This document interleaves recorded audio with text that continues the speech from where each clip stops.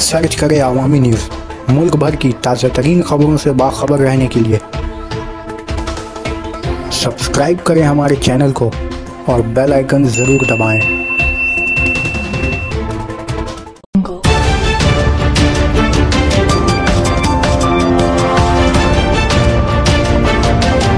मौसम बदलते ही पिंडाल की सजावट में भी तेजी आई। जलपाईगुड़ी बरसात के जोर कम हो जाने के बाद शुमाली बंगाल के मुख्तलिफ जिलों में पूजा पिंडाल बनाने का काम तेजी से आगे बढ़ने लगा है।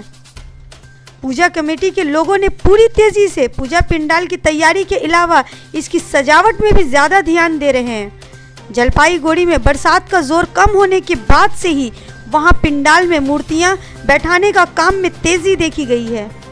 अमूमन बड़े पिंडाल की जो मूर्तियां होती हैं उनकी कदोकामत भी काफ़ी बुलंद होती हैं। इसी को मद्देनज़र रखते हुए इन पिंडाल की कमेटी के लोगों ने जल्द से जल्द इस काम को निपटाने में लग गए हैं।